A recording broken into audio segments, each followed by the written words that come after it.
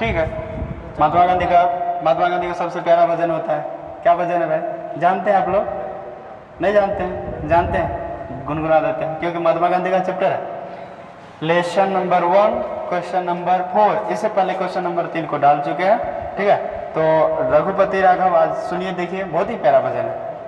रघुपति राघव राजा राम पतित पावन सीताराम, ये महात्मा गांधी का सबसे प्यारा भजन है। One of the best kirtan of Mahatma Gandhi lies spiritual leader of our India, right ना। वो हमारे भारत के एक ऐसे भावी संत भी थे और मतलब महात्मा थे, और उसके साथ साथ में राजनीतिज्ञ भी थे। राजनीतिज्ञ के खांचल बुढ़ऊ, राजनीतिज्ञ में खांचल है कि नहीं, कितने ज्यादा बूढ़ हो गए थे कि उनका बाल भी उड़ गया था। चलता था पूरब तो उसका बाल उड़ता था पश्चिम है कि नहीं। तो ये है हमारा महात्मा गांधी का चैप्टर। मैं आपका प्रमोद सर शुरू करते हैं, आप सबका भी प्रमोद सर है कि नहीं। तो आप लोग थोड़ा सा देखिए चंदन, क्वेश्चन को समझना बहुत ही अच्छा है, आसान होता है, समझ लीजिएगा तो अपने मन से भी कुछ कर सकते हैं, ठीक है। देखिए तो कह रहा है कि why did our ancestors feel satisfied with a small village. पहला क्वेश्चन ये, क्वेश्चन नंबर 1 लगा, कह रहा है कि हमारे जो पूर्वज, एंसेस्टर मतलब हमारे पूर्वज, एंसेस्टर से मतलब हमारे पूर्वज, पूर्वज मतलब दादा परदादा छिरदादा और क्या क्या होता है दादा, हमको पता नहीं, आप लोग बताइएगा। एंसेस्टर्स जो मतलब हमारे पूर्वज थे वो सेटिस्फाइड थे, मतलब संतुष्ट थे विथ ए स्मॉल विलेज, मतलब छोटे छोटे गांव कस्बों में ही क्या थे, वो संतुष्ट थे। क्यों, वाई पूछ दिया, वो क्वेश्चन मार्क लगा दिया, मैं नहीं पूछ रहा हूं, है कि नहीं। आप अगला कैसा है कि did they do the right thing, और वो क्या सही क्या है वो कैसे सोचते थे, कैसे उसको लगता था ये सही है।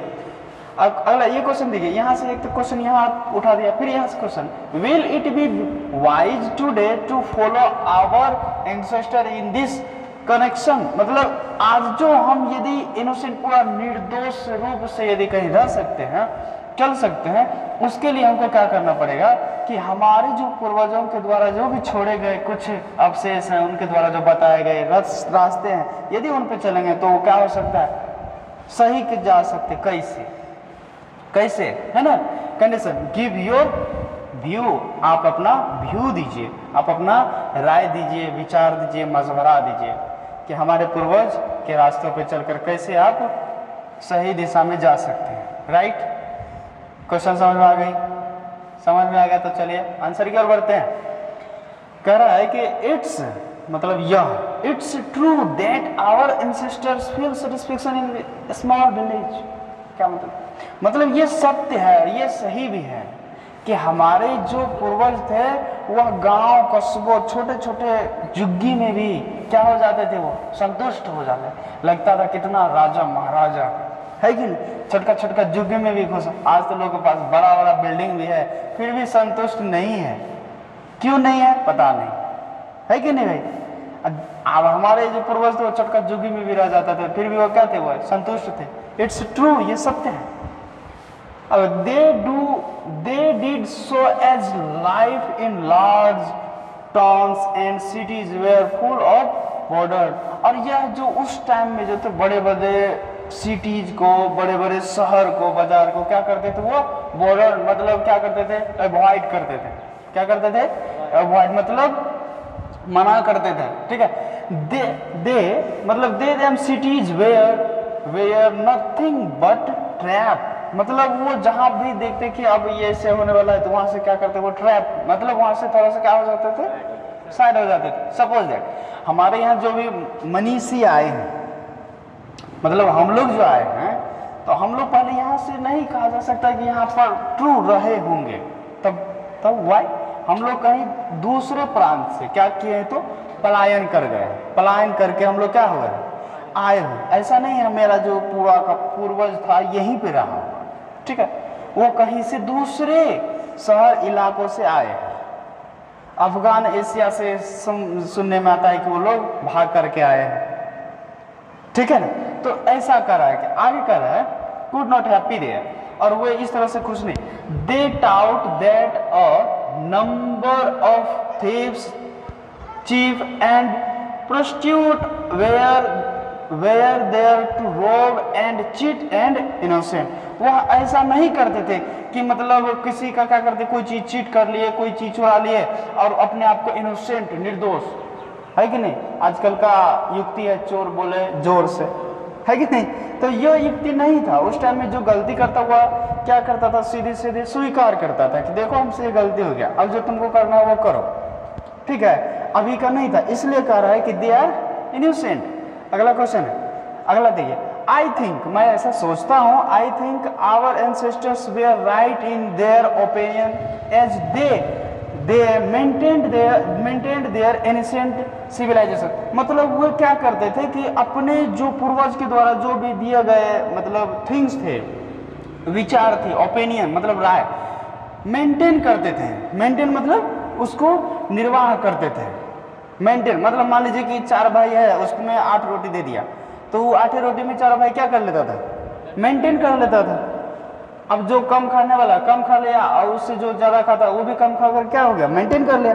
उसे बोलते हैं मेंटेन करना। मेंटेन देयर एनिशिएंट मतलब उसने वो अपने प्राचीन संस्कृति और सभ्यता को क्या करता था, वो मेंटेन करता था, मतलब उसको निर्वाह कर लेते थे।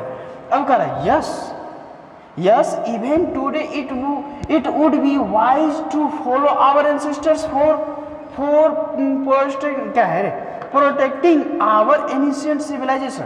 हाँ यस, ये आज के दौर में यदि हम कहें टुडे वुड बी वाइज, यदि हमको ईमानदारी पूर्वक, बुद्धिमत्ता पूर्वक यदि हम फॉलो करते हैं किसको, आवर एंसेस्टर्स को, मतलब हमारे पूर्वज को, तो यस हमारी संस्कृति और सभ्यता क्या हो सकती है, फिर उसी दूरी पर पहुंच सकती है।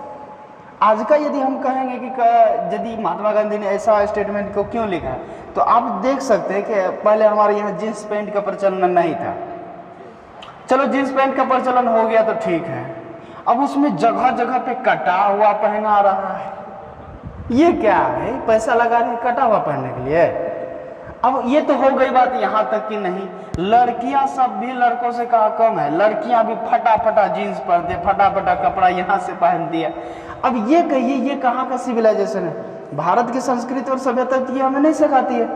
हमको ये सिखाती है कि आप पूरे क्या कीजिए, कपड़ा पहनिए तो बहुत सुंदर है, आप कपड़ा पहनिए ना, आपको कपड़ा पहनने के लिए मना थोड़ी, आप बहुत ही अच्छा से कपड़ा पहनिए, लेकिन आप अपने आप को पर्दे में रख करके पहनिए ना, नहीं समझ रहे हैं। अब यही कह रहा है कि महात्मा गांधी ने ऐसा क्यों पहले इंगित कर दिया था, तो राजनीतिक लेकिन भविष्य को भी जानता था क्या, इसलिए आज के बाद आज के विषय में कल पहले कह दिया। इतने बड़े संत थे, संत तो संत होते हैं। आगे देखिए, we should never run after modern habit which lead to modern क्या है, रिगार्डेशन।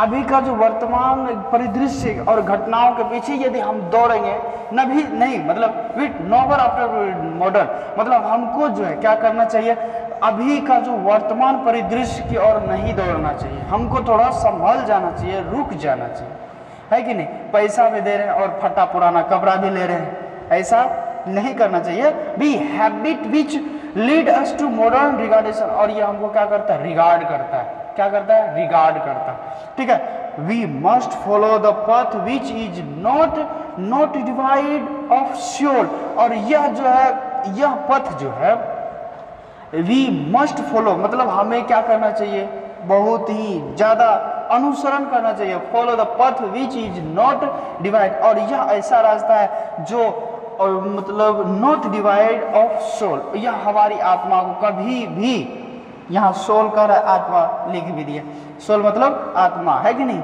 आत्मा को क्या करता है, वो डिवाइड नहीं करता है। डिवाइड मतलब बांटता नहीं है, ठीक है। रिलीजन एंड मोरल वैल्यूज किसको किसको नहीं करता है, रिलीजन को। रिलीजन मतलब रिलेशन, संबंधी, सगे संबंधी, ठीक है।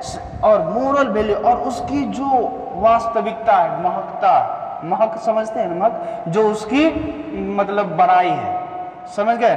तो उसको वह कभी नहीं गिराता है। इट इज श्योर, और यह सत्य है, it is sure that the western civilization can never give us real happiness, और यह भी सत्य है कि हमको जो पश्चिमी संस्कृति और सभ्यता है वो हमको कभी भी सही मायने में वो खुशियां या वो मतलब हैप्पीनेस नहीं दे सकता। Beside on the containment of satisfaction, और यह संतुष्टि जो कह सकते हैं वो कभी हमको नहीं दे सकते।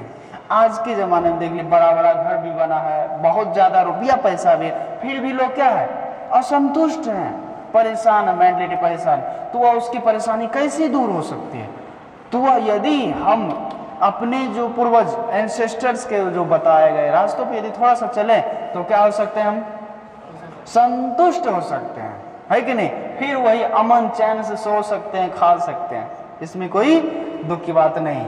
ठीक है, तो चलिए ये तो पहला क्वेश्चन हो गया। अगला क्वेश्चन की ओर बढ़ते हैं। ठीक है, चलिए, हाँ सेव कर दीजिए।